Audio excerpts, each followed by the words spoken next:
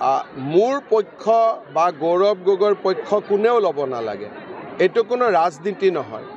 তিনিটা প্ৰশ্নৰ উত্তৰ দিব লাগে চিধা, বেকাবেকি নকৰাকৈ, যে গৌৰৱ গগৈ বা কংগ্ৰেছৰ এজন সাংসদে পাকিস্তানত 15 দিনৰ বাবে গৈছিল নে নাই, আৰু এই 15 দিন পাকিস্তানত যাওঁতে তেওঁ কাক কাক লগ পালে, যদি গৈছে এইখিনি কথা অসমৰ মানুহকতো জনাব লাগিব। দ্বিতীয়তে, তেওঁৰ পত্নীয়ে চাকৰি কৰে ভাৰতত, দৰমহাহে পাকিস্তানত, তাৰমানে পাকিস্তানৰ এজেণ্ট হ'ল নে নাই, এই কথাটোতো আমাক জনাব লাগিব। দ্বিতীয়তে, তেওঁৰ ল'ৰা ছোৱালী দুটা নাবালক, আৰু তেওঁৰ ল'ৰা ছোৱালী নহয়, এইটো তৰুণ গগৈৰো নাতি নাতিনীয়েক, তেওঁলোকৰ নাগৰিকত্বটো কি? এতিয়াতো নিজে ঠিক কৰিব নোৱাৰে নাগৰিকত্ব কি, দেউতাক মাকে ঠিক কৰে। গতিকে যিজন দেউতাক মাকে যদি নিজৰ ল'ৰা ছোৱালীক ভাৰতীয় নকৰে, তেওঁৰ নৈতিকভাৱে অসমৰ পৰা সাংসদ হ'ব পাৰিবনে নাই?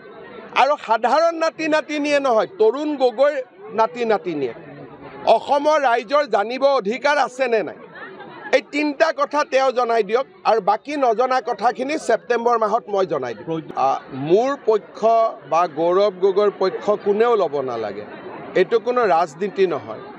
তিনিটা প্ৰশ্নৰ উত্তৰ দিব লাগে চিধা, বেকাবেকি নকৰাকৈ, যে গৌৰৱ গগৈ বা কংগ্ৰেছৰ এজন সাংসদে পাকিস্তানত 15 দিনৰ বাবে গৈছিল নে নাই, আৰু এই 15 দিন পাকিস্তানত যাওঁতে তেওঁ কাক কাক লগ পালে, যদি গৈছে এইখিনি কথা অসমৰ মানুহকতো জনাব লাগিব।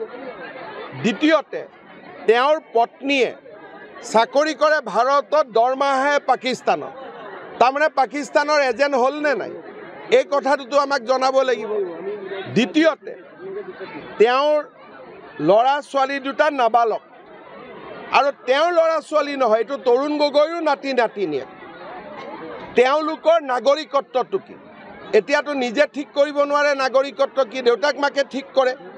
গতিকে যিজন দেউতাক মাকে যদি নিজৰ ল'ৰা ছোৱালীক ভাৰতীয় নকৰে, তেওঁৰ নৈতিকভাৱে অসমৰ পৰা সাংসদ হ'ব পাৰিবনে নাই?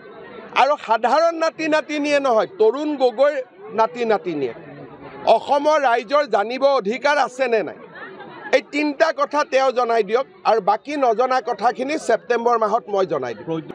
মোৰ পক্ষ বা গৌৰৱ গগৈৰ পক্ষ কোনেও ল'ব নালাগে।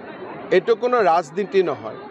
তিনিটা প্ৰশ্নৰ উত্তৰ দিব লাগে চিধা, বেকাবেকি নকৰাকৈ, যে গৌৰৱ গগৈ বা কংগ্ৰেছৰ এজন সাংসদে পাকিস্তানত 15 দিনৰ বাবে গৈছিল নে নাই, আৰু এই 15 দিন পাকিস্তানত যাওঁতে তেওঁ কাক কাক লগ পালে, যদি গৈছে এইখিনি কথা অসমৰ মানুহকতো জনাব লাগিব।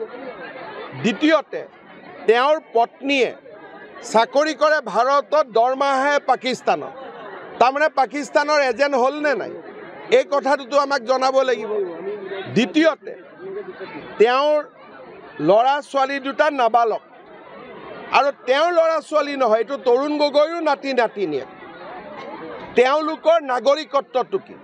এতিয়াতো নিজে ঠিক কৰিব নোৱাৰে নাগৰিকত্ব কি, দেউতাক মাকে ঠিক কৰে।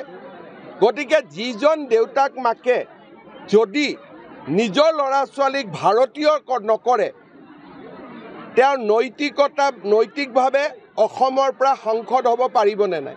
আৰু সাধাৰণ নাতি নাতিনীয়ে নহয়, তৰুণ গগৈৰ নাতি নাতিনীয়ে অসমৰ ৰাইজৰ জানিব অধিকাৰ আছেনে নাই, এই তিনিটা কথা তেওঁ জনাই দিয়ক, আৰু বাকী নজনা কথাখিনি ছেপ্টেম্বৰ মাহত মই জনাই দিম।